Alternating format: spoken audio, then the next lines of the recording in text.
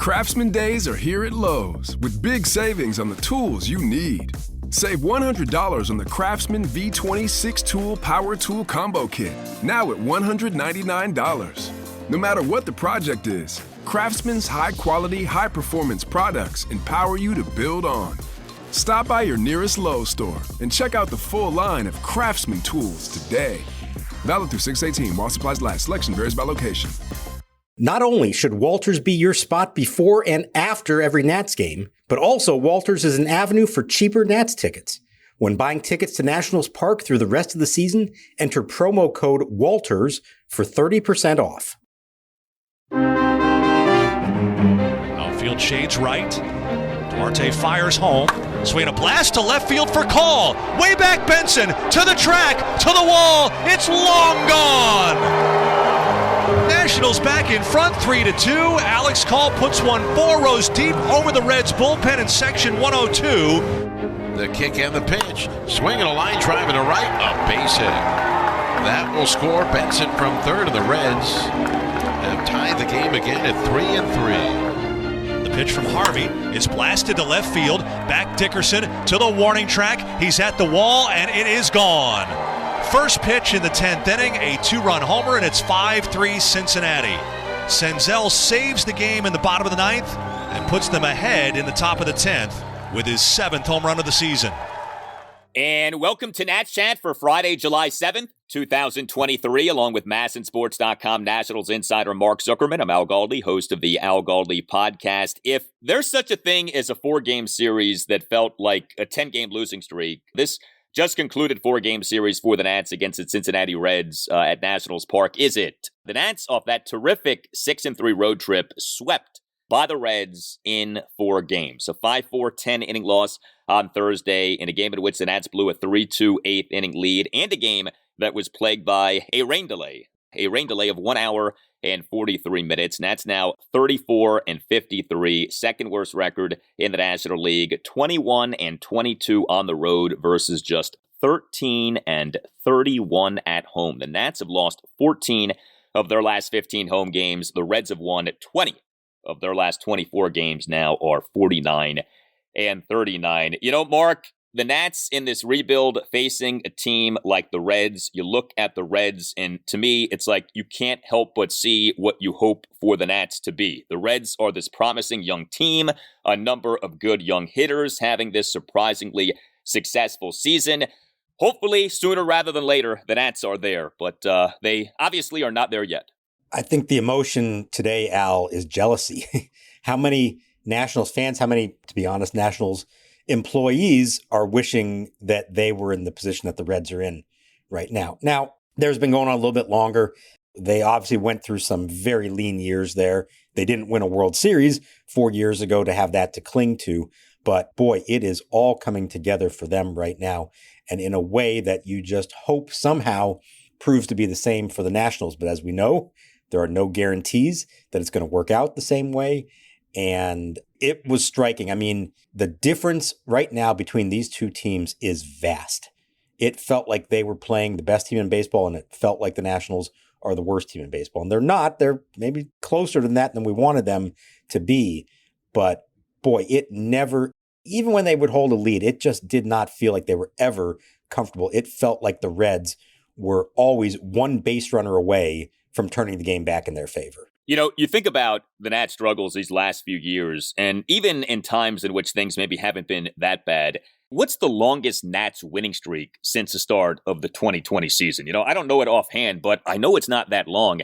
And you compare that with the Reds winning 20 of 24 games. Like, you think about that for a moment. A stretch of 24 games in which a team goes 20-4. That's like a month of basically doing nothing but winning. That's like unfathomable right now if you're a Nats fan. Like, the Nats aren't in the same stratosphere as the Reds in terms of doing something like that. And that can change, and that will change. I mean, the Nats will be a good team again at some point, but man, that just slaps you right across the face. 20 out of 24. That's unthinkable with this Nats team right now. Yeah, the only brief period of time since October of 2019 they've had anything along those lines is June of 21, when Schwarber was just going off and they were starting to make up for a very rough start to their season. And we thought, okay, here it comes. This might be the big turnaround for them. And they still have one more run in them. And then July of 21 arrived and everything fell apart. And we know what's happened since then. No, they have not come close to anything like that. And it's true. Even a 100-loss team may have a couple of weeks where they win 8 out of 10, 10 out of 14, something like that you really cling to. I mean, right now, what we're clinging to is a 6-3 road trip, which was great, by the way. That was a good road trip that a lot of things went well, and they came home feeling really encouraged about that. But boy, does that feel like a long time ago now, because the team we just saw of the last 4 days, nothing like the team we saw on the road. Well, we on the last installment of the podcast talked up this game on Thursday as being a significant outing for MacKenzie Gore off his very rough outing in his last start. Well, this ended up being a very abbreviated outing for MacKenzie Gore, but through no fault of his own. Because of that rain delay, again, 1 hour, 43 minutes happened early in the game. MacKenzie Gore ended up barely pitching in this game, 1 1/3 scoreless innings, and then he was done for the game after the rain delay. And so this essentially became a bullpen game for the Nats, a bullpen game that went 10 innings. I mean, not ideal if you're Davey Martinez, especially considering what's coming up this weekend, one of the best teams in the majors, the American League West leading Texas Rangers. But, it was interesting, Mark. MacKenzie Gore gets pulled after the rain delay. The red starter does not get pulled after the rain delay, Brandon Williamson. Now, look, I didn't have any issue with Davey not sending MacKenzie Gore back out there. Rebuilding team, young pitcher. You shouldn't risk anything in the way of injury. But do you think it was at all a decision, or do you think Davey knew for sure he wasn't putting MacKenzie Gore back out there? No, there was a period there where they were willing to consider it. And I don't know how much they were showing during the rain delay, but MacKenzie Gore was in the Nationals bullpen for quite a while once the rain had started to ease up. And he threw 2, I'm going to call them simulated innings, with Riley Adams catching one of them as a way to stay warm and almost, act like, okay, well, that's my second inning. That's my third inning. Now I can come back out and maybe give a couple more. He would not have been able to give a full, complete start. But the hope was he could at least go a few more innings and salvage something out of that. But it just got to the point that it was too much. If the rain delay is maybe around the hour mark, I think they might have been willing to let him do it. But at 1:43, it was too much. And I mean, he was itching to go. You could see my favorite image of the whole day is the skies just opened up and it was quick. It went from 0 to 100 very quick. And everybody runs off the field. They pull the tarp. MacKenzie Gore is the only guy standing out there like Charlie Brown, his hands on his hips, looking like, what? Come on, we can play through this. Come on, don't do this to me now. Like he wanted to pitch and made it known that he wanted to keep pitching. And, they were willing to consider it to a point. In a way, this might be a little bit of a blessing in disguise. And let's talk about the bigger picture here. They are going to monitor his innings this year. They always have said that. They're going to have to find ways to skip starts, limit starts, something along those lines. In a way, this may have provided them that kind of opportunity. If this is a different pitcher and the team's in a different situation, you could argue he should come back and start before the weekend is over, maybe on Sunday in the finale. I don't see them doing that because you basically didn't get him to pitch in this game. It's 17 pitches that he threw. You've now got the All-Star break, and they could finagle the rotation to have him be the 5th starter coming out of the break. That would be a nice prolonged break for a guy who they are watching very closely. And if that ultimately allows him to get into September before they decide he's had enough, I think that actually benefits him and the organization in the long run. I had to laugh, though, with this rain delay because we had just a few days ago the Nats delaying the start of a game by 25 minutes for a rain delay that never came. This game, the Nats started, you played a little bit, like an inning and change, and then you had the rain delay, and it went on for an hour and 43 minutes. I mean, you are darned if you do and darned if you don't with these rain delays. The Nats deserve a good amount of the criticism they've gotten with these rain delays, but there very much is an element here of just some bad luck. I mean, this is like classic bad luck when you look at what happened in this game versus what happened in that previous game. Oh, 100%. And this one, sometimes these storms, you see them coming. This was a pop-up storm, around the whole region. And the game started, and you look at the radar, there were storms all around, but not right over DC, not over the ballpark. So you don't know for sure it's going to happen or when it's going to happen. So you start the game. And then there were a few rumbles of thunder in the distance. The skies get dark, and you're realizing, this may hit us soon. And then bam, it was, the skies just opened. It was so quick. there was no even reason to try to play through the rain because it was never light enough for them to do that. And then you hope, well, maybe it'll be over quick like the last one and it'll be half an hour. No, it was almost 2 hours, and it took a good while for them to clean up the warning track because it was drenched. So yeah, DC in the summer, I don't know that there is an answer other than spending the money to put a roof on Nationals Park, which, as we know, is not going to happen because it was not designed for that. And it would be very cost prohibitive, whether that's for the Lerner family, a future owner, or the District of Columbia. I don't see that one happening anytime soon. How about the roof at Nationals Park, brought to you by Monumental Sports and Entertainment? Ted Leonsis, if you're listening, there's a way to win over Nationals fans. So, yeah, 6 Nats relievers in this game, 5 runs, 4 earned, 8 2/3 innings. The results were rather mixed from the Nats bullpen on Thursday. Mason Thompson got us going, 1 run in 2 2/3 innings. He, in the top of the third, allowed a run on a 1-out walk of Will Benson and a 2-out RBI single by Kevin Newman through the left side of the infield for a 1-0 Reds lead. Jordan Weems then pitched. He officially allowed a run in 1 2/3 innings. He and a Reds 1-run 6 faced 4 batters, got just 2 outs. Jose A. Ferrer officially 1 2/3 scoreless innings, although he, in that Reds 1-run 6, gave up a 2-out RBI double by Mr. Blasnob, Ellie De La Cruz, down the third baseline and into foul territory to tie the game at 2. Although, also on this play, was some good defense by the Nats. And yes, I did say good defense. Left fielder Stone Garrett and shortstop C.J. Abrams teaming up to throw out Matt McClain at home for the 3rd out. McClain to third. He's going to try to score. Garrett's throw to Abrams. The relay to the plate. The tag by Adams, and he is out. And the game stays tied. Credit to catcher Riley Adams, made a great pick on a 1-hop throw by Abrams. But then came the Nats' top 2 relievers, Kyle Finnegan and Hunter Harvey, having problems. Finnegan allowed a run in an inning. He, in the top of the 8th, allowed a run on a leadoff opposite field double by Will Benson down the left field line, and Finnegan then gave up a 1-out pinch RBI single by Joey Votto to right field to tie the game at 3. And then Hunter Harvey, boy, you talk about a Jekyll and Hyde outing for him. 2 runs, 1 earned in 1 1/3 innings with 3 strikeouts. He tossed a perfect top of the 9th with 2 swinging strikeouts to preserve a 3-all tie. That was great. But then Harvey, in the top of the 10th on his very first pitch, gave up a 2-run homer by Nick Senzel to left field for a 5-3 Reds lead. And just like that, the Nats were back to being down again. And then Corey Abbott, top of the 10th, he faced 3 batters and got 2 outs, both via strikeouts. When you have to use 6 relievers in a game, they're not all going to be on. Some will be good and some will be not so good. And in this game, we got that mixed bag.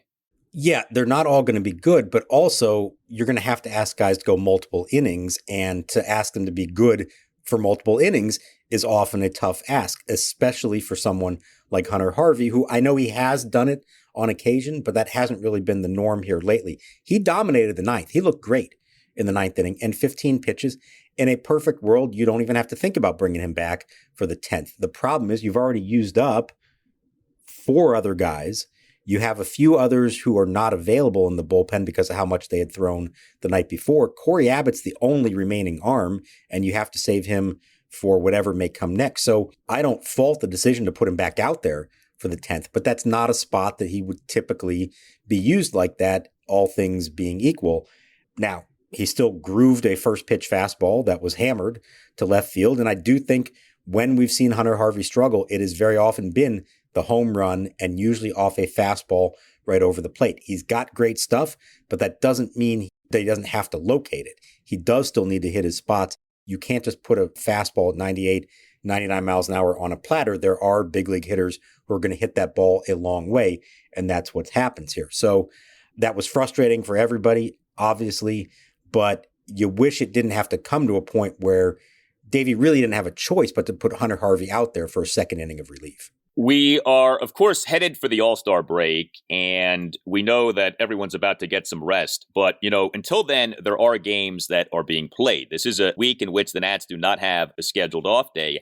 And like I said, they are set to face one of the better teams in the majors in the Texas Rangers. The Rangers lead the American League West. The Rangers entered play on Thursday, number 3 in the majors in team-weighted runs created plus. My point would be this. You just had this game in which you, through no fault of your own, had MacKenzie Gore have this ultra-abbreviated start. You use 6 relievers. You don't have a scheduled off day. You're about to face an offensive powerhouse in the Rangers. And oh, by the way, the Nats scheduled starting pitchers in this series: Trevor Williams in Game 1, Jake Irvin in Game 2, Patrick Corbin in Game 3. Not that anyone on the Nats staff really is an innings eater, but, those are your 3, in theory, worst starters, although Irvin lately actually has been pretty good. But the bullpen may have to be leaned on quite a bit over these next few games. And what happened on Thursday does not set up the bullpen well for these next 3 games. No, nor what happened the previous day. This was a really rough series for all of them. Now, I know I predicted the previous night that there might be a move coming after Joe LaSorsa threw 51 pitches. They did not make that move. I've got to think that if there is somebody with a fresh arm who can come up to help them out for the rest of the weekend, they may have to take advantage of that. Not even as a reflection of poor performance by anybody, but just availability. So whether it's a Paolo Espino, a Hobie Harris, even a Willie Peralta, or somebody who could come in and can give you multiple innings if you need it this weekend, I would not be surprised if they feel compelled to make a move like that. They are banged up right now, and they were used a lot, not just in this game, but over the course of the series. And you're right, 3 games to go against a really good hitting Rangers team. You can't be thinking ahead of the All-Star break yet. You've got to find a way to get through this weekend and hope you can win a game, or God forbid 2 games, and actually have a winning record in a home series. It would be nice to reward the ticket-paying Nats fans with a win once in a while. We don't want to ask for too much, but geez, a win once in a while would be nice. Hey guys, it's Al Galdi for Window Nation. Summer is here. The heat, the humidity, forcing your air conditioning unit into overdrive, leading to energy bills that are higher than James Wood's potential. The solution? New windows from my friends at Window Nation, which is offering a great deal. No money down, no payments, and no interest for 2 years, plus 2 free windows for every 2 windows that you buy. Call 866-90-NATION or visit windownation.com and tell Window Nation that you want the deal that you heard about from Al Galdi on the Nats Chat podcast. Protect your home and increase the value of your home with great new windows from Window Nation, which does windows right. The average installer from Window Nation has over 16 years of experience with over 20,000 windows installed. No money down, no payments, and no interest for 2 years, plus 2 free windows for every 2 windows that you buy. Call 866-90-NATION or visit windownation.com. That's 866-90-NATION or windownation.com, and make sure that you tell Window Nation that Al Galdi sent you. Hey, Nats Chat listeners, the world's most comfortable pants are at Bird Dogs. If you go to birddogs.com, all one word, you can look at their various selection and see their soft, stretchy khakis that will last forever.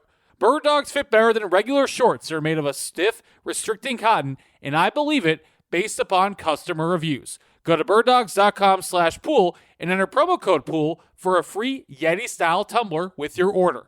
That's birddogs.com/pool for a free Yeti-style tumbler. You won't want to take your Bird Dogs off, we promise you. Hey, are you a law firm partner stuck on an underperforming team while the rest of the competitors are spending big and winning big? Well, unlike MacKenzie Gore and Keibert Ruiz, you have options. You don't have to stay on your 60-win team. Nats Chat sponsor Mason Kalfis and his team specialize in placing partners and associates at medium-sized and large law firms in Washington, D.C. and across the country.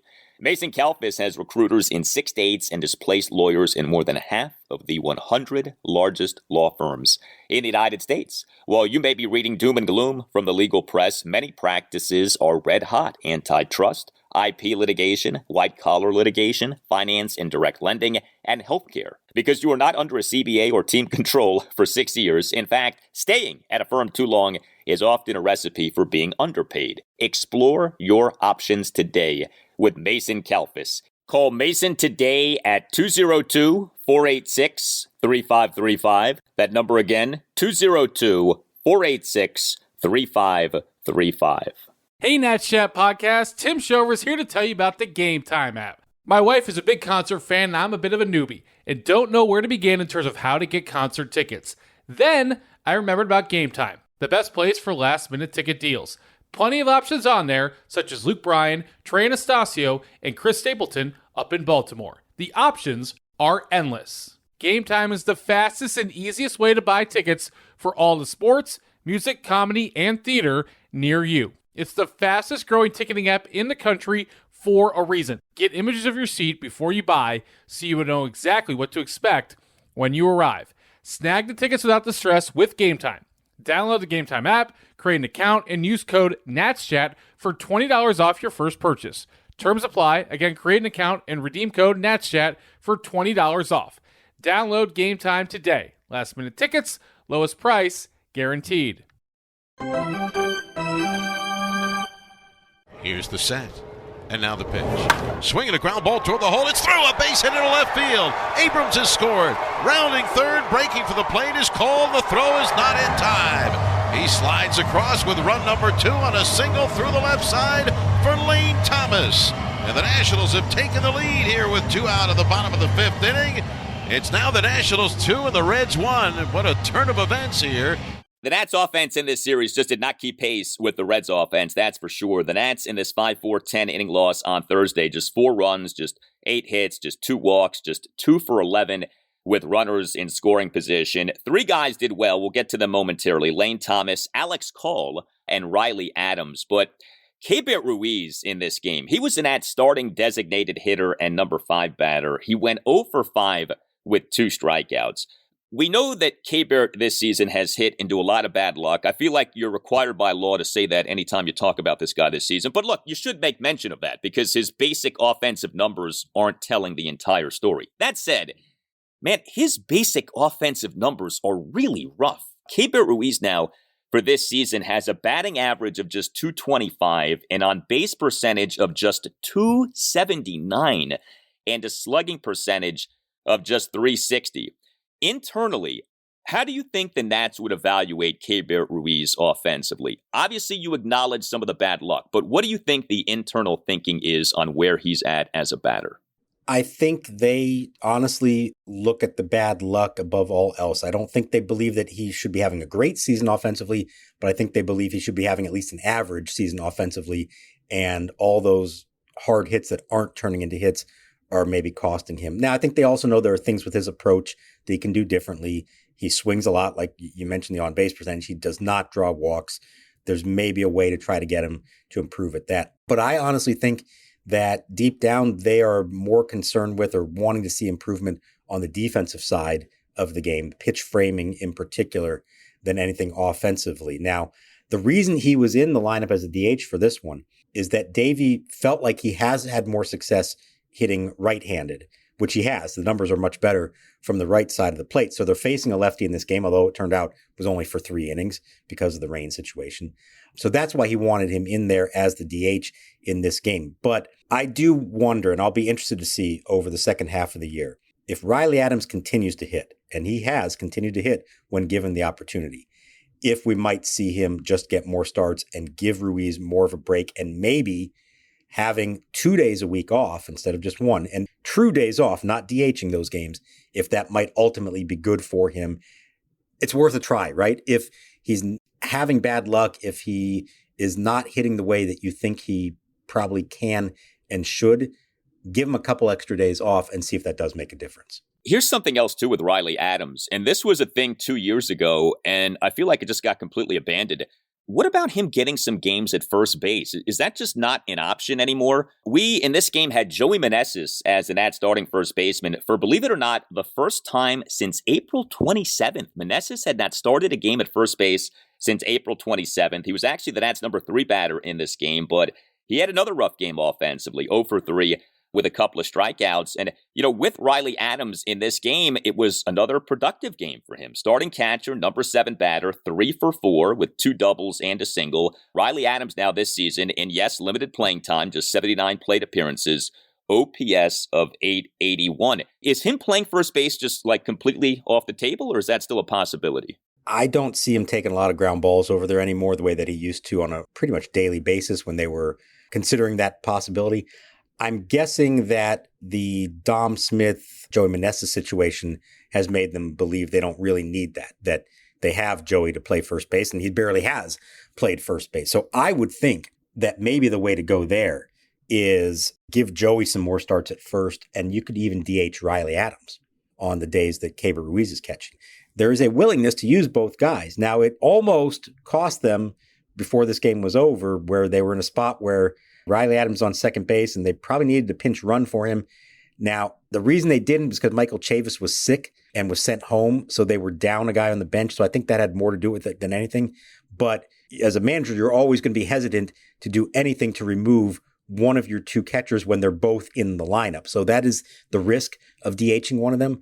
But look, at some point, you got to say, you just got to put your best hitters out there as much as possible. And right now, Riley Adams is one of their best hitters and should be playing more, whether it's catching or whether it's DHing. Well, we know that Nats' number one hitter this season has been Lane Thomas. Yet another productive game for him on Thursday. Someone get this man on the National League All-Star team, please. Lane on Thursday, 2 for 5, a 2-run single and an RBI single. He and a Nats 2-run fifth had a 2-out full count, 2-run single through the left side of the infield for a 2-1 Nats lead. And Thomas in a Nats 1-run 10th, a leadoff RBI single off Ellie De La Cruz, as De La Cruz was playing shortstop at this point.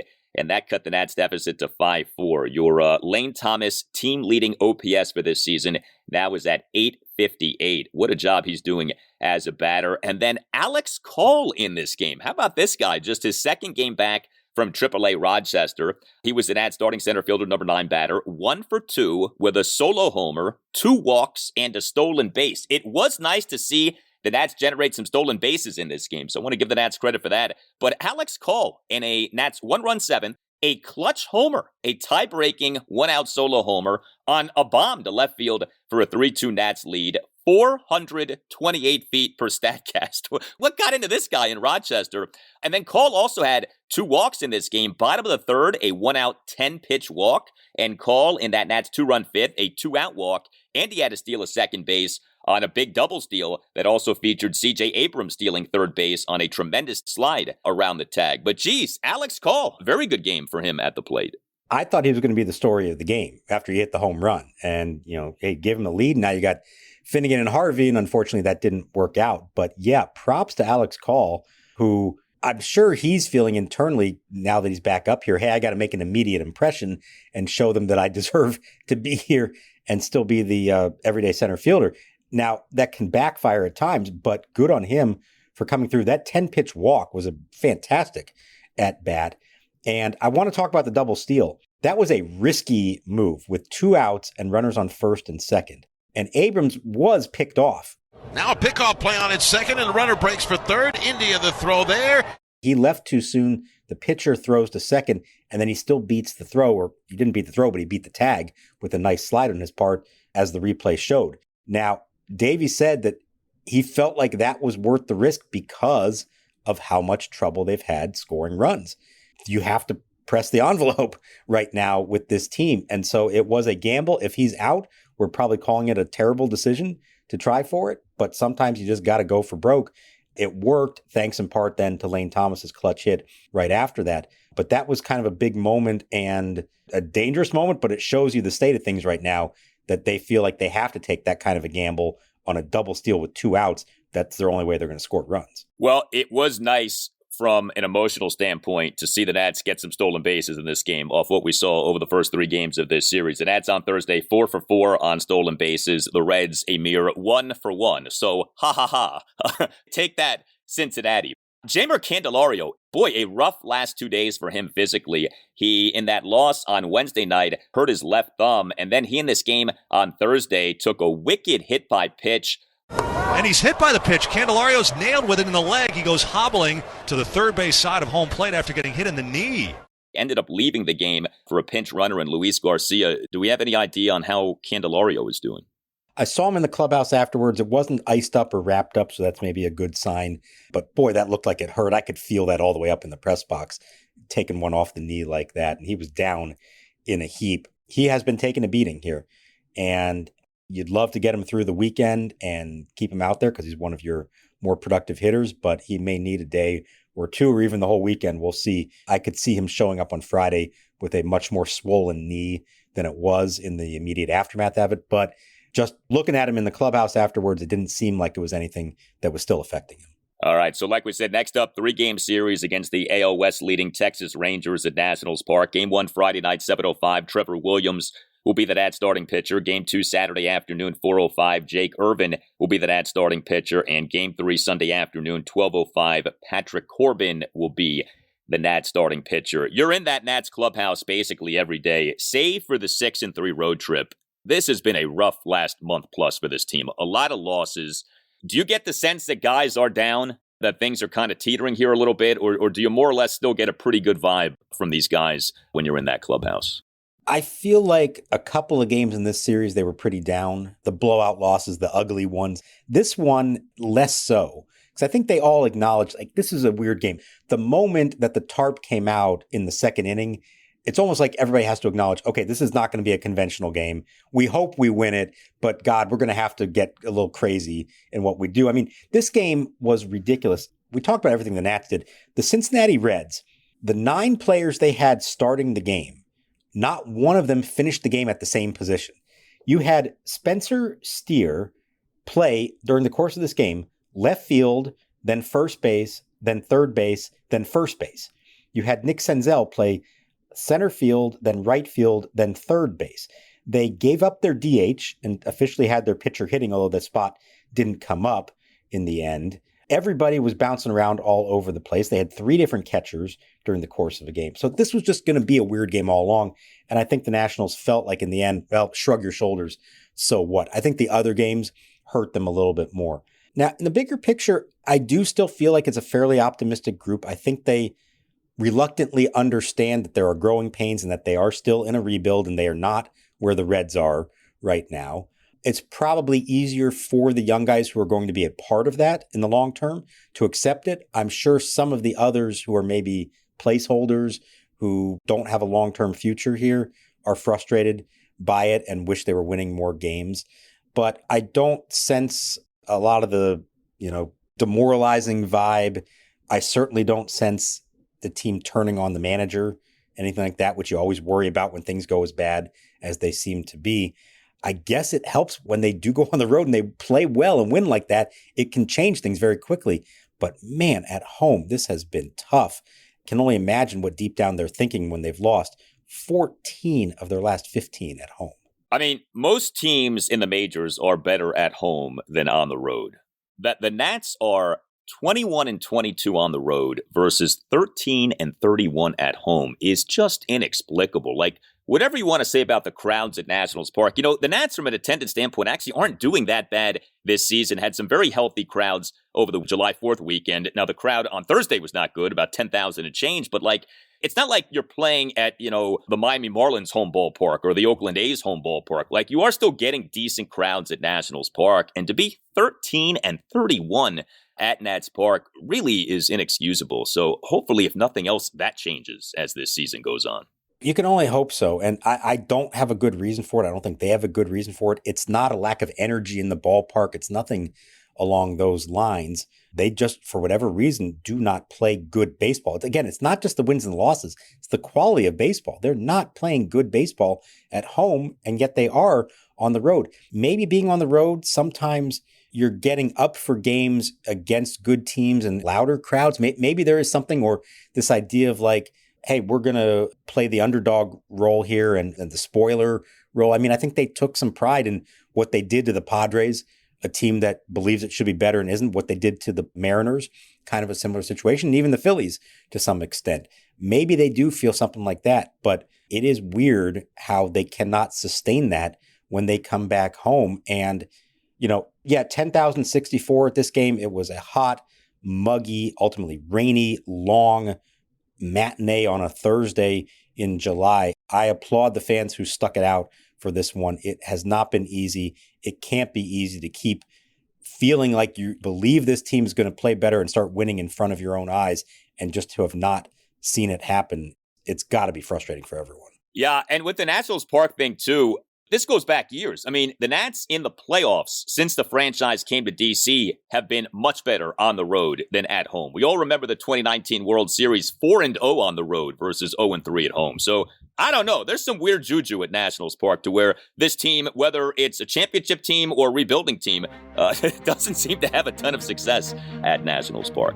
Well, you tell us what you think. Hit us up on Twitter at Nats_chat. You can email the show, natschatpodcast@gmail.com, including if you would like to sponsor the show. We'd love to have you on board. Contact Tim Shover. See what we can do for you. That email address again is natschatpodcast@gmail.com. Check out our website, natschatpodcast.com, at which you can get yourself a Nats Chat Podcast t-shirt. All Nationals radio highlights on Nats Chat are courtesy of 106.7 The Fan. A thank you to Tim Newmark for the Nats Chat Podcast music. Visit timnewmark.com. For Mark Zuckerman, I'm Al Galdi. We thank you for listening, and we'll talk to you next time on the Nats Chat Podcast.